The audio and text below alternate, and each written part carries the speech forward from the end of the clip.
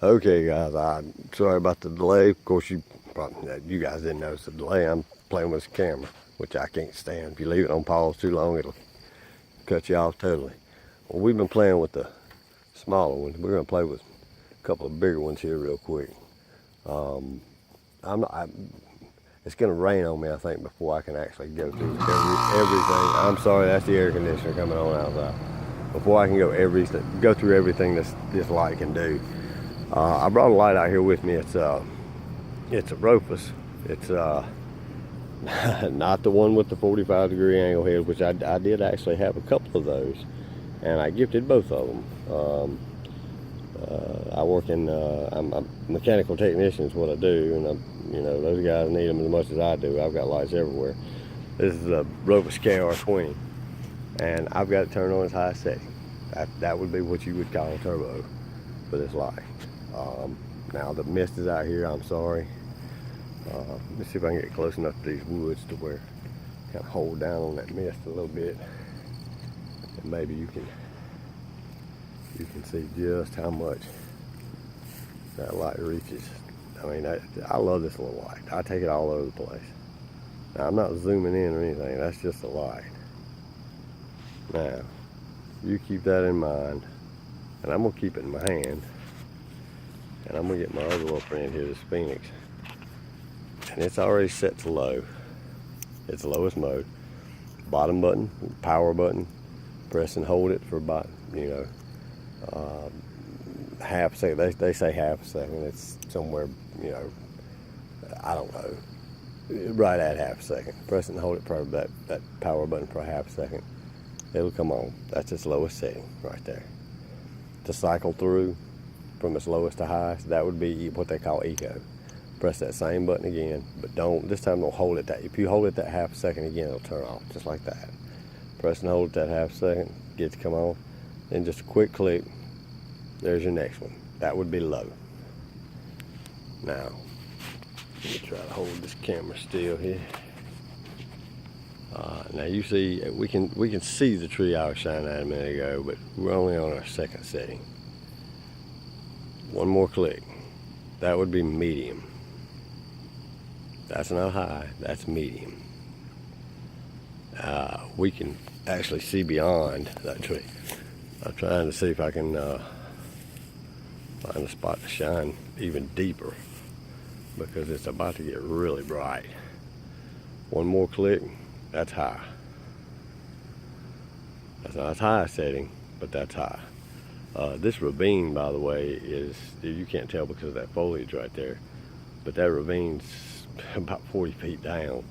And the trees that I'm actually pointing this at are 45 yards away. Oops, I almost let the cat out of the bag.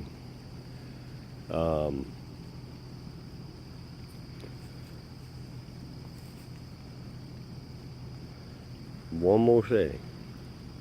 I'm gonna back up all the way across the street. Same trees pointing at the same thing. But this thing's gonna hit right close to 7 amps when I hit this. All I'm gonna do is cycle up one more. Boom. And this stupid mist out here is just ruining that shot altogether. I can see, because I'm standing out here, but there's no way for me to filter that out on this. I can maybe hold the light at an angle. That just stinks. I usually point that stop sign at the end of the road out. You can't see it just because of the fog out here. And see this light, like I said, there's 7 amps going through here. So this light's already beginning to heat up very, very quickly. That's why it will cycle down, and it'll cycle down pretty quickly. It should. It's got, I measured 6.56, 6.67 up to 7 amps, just, over and over and over and over and over. And I've got a fully certified, digital multimeter. I'm not saying it can't be wrong. I'm saying the chances of being wrong are pretty slim. So I'm just going to try to show you here in the road. This again, it's on its lowest thing. This thing's really hot, by the way. I wish I had a way to take its temperature while I was out here, but I can't hold that many things out here in the dark. And with the rain, my wife didn't really want to come out tonight. So normally she'll come out and help me, but that's okay. I'm just going to point it at the road. And like I said, it's at its lowest setting now. No, I'm not. I'm going to point at the side of my house. That's brick. And that mist is not going to hurt it once it hits another couple of cycles here. That's its lowest. That's eco. That would be low. That would be medium. That would be high. I think. I might have gotten mixed up. I didn't. And that's turbo. Now, back it down real quick.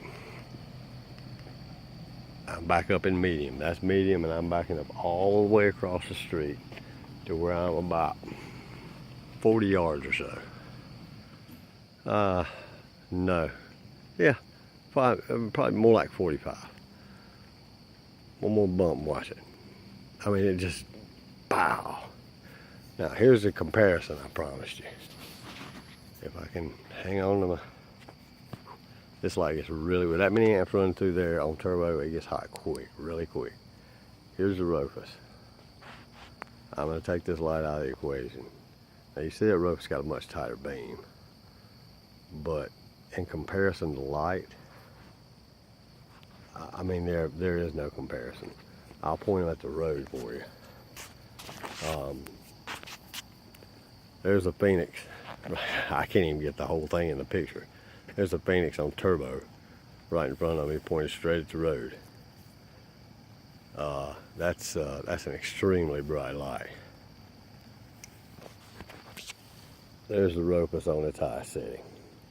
Now, like I said, it's got a good tight beam, so you know, can't blame it all on the Rofus. But it really just can't even compete. Now this one does have flashy modes, and they're very easy to access. In fact, let's turn this Rofus off.